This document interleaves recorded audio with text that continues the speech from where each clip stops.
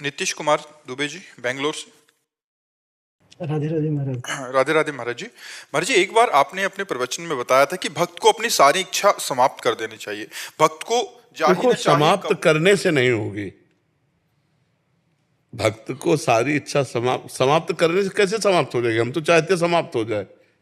जब हमको ऐसी वस्तु मिल जाए तब समाप्त हो जाएगी। जैसे 1 करोड़ रुपए मिल जाए, 1-2 रुपया की इच्छा खत्म हो जाएगी कि नहीं हो जाएगी?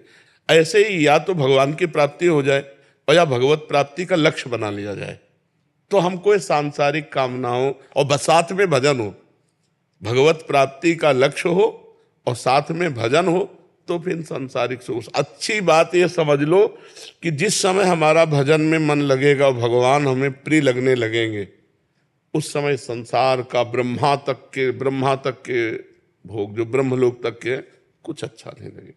ब्रह्मादि के भोग सब विषम लागताई, नारायण ब्रजचंद की लगन लगी जाए। जिसे देखकर संसारी पुरुष ललचा जाए, भागवतिक पुरुष को घृणा होती है उन सुखों से।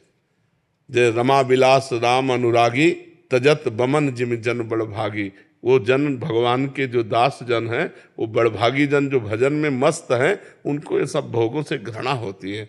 तो अपने आप कामनाओं का त्याग तभी होगा जब हमें आनंद मिलेगा। हृदय में आनंद तब मिलेगा जब भजन होगा। तो हमको आंख मूंद के पहले भजन डट के करना चाहिए। जैसे उन माता जी से कहा, डट के भजन करो, उठते बैठते चलते फिरते राधा राधा राधा राधा राधा राधा राधा।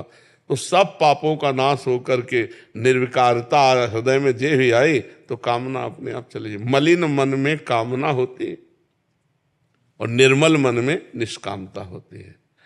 जब तक मन निर्मल नहीं होगा तब तक कामनाएं तो बनी ही रहेंगी। शरीर अभिमान में कामना है और स्वरूप बोध में निष्कामता है।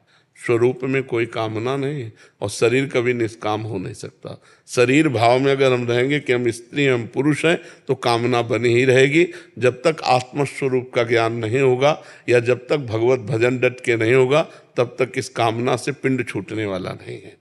बातों से कह दे कि हम निष्काम, तो नहीं बनेगा। चलिए, आत्म स्वरूप और आत्म बल में क्या अंतर होगा? एक ही चीज है ना। जैसे आप और आपके बल में क्या अंतर है? आप और आपके बल में कोई अंतर है क्या? बल के कारण ही नहीं, बल के कारण ही नहीं। वही आप ही हो ना, बल ना, तो बस वही है। महाराज जी, जिस भजन आपने कहा कि 24 घंटे भजन होना चाहिए, मैं हरे कृष्ण महामंत्र का जप करता था, शुरू से ही करता हूँ कुछ।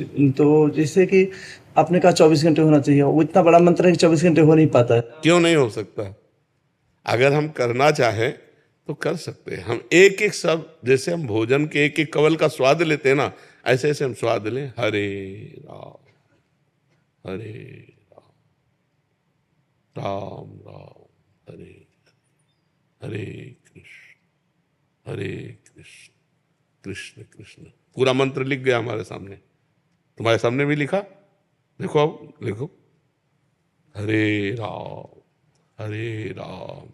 राम राम हरे हरे हरे कृष्ण। रोना ना आ जाए तो कह देना, आराम चल रहे हैं, हरे राम। हमको मन को प्रभु में लगाना है।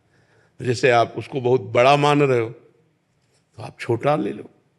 भगवान का कोई नाम जो प्रिय लगे और जिसमें हम बार बार उसी का चिंतन कर सके, पावर आ जाएगा, अंदर पावर आ जाएगा। तो महाराज जी, जैसे आप राधा रानी के बारे में बताते हैं, राधा रानी सबके इष्ट तो है ही कृष्ण के। तो अब मैं ऐसे से हे कृष्ण शुरू से करता, जब कंप्यूटर और लैपटॉप पर मैं खोलता हूँ तो हे कृष्ण मेरे मन में चलते रहता है। वही श्री कृष्ण है, वही राधा है, वही शिव है, वही पार्वती है।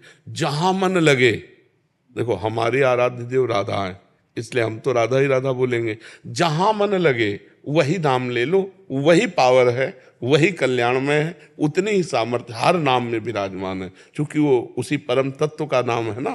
तो जो नाम प्रिय लगे, दुर्गा श्यामा, जो भी नाम प्रिय लगे। महाराज जी, हे कृष्ण या राधे कृष्ण ऐसे कर सकते हैं? जो प्रिय लगे बस एक पकड़ लो, बार बार बदलो मत। राधे कृष्ण दो पकड़ लो, चुपचाप पकड़ लो, किसी से कहने की जरूरत नहीं। हाँ बिल्कुल, पकड़ लो, ऐसे जपो।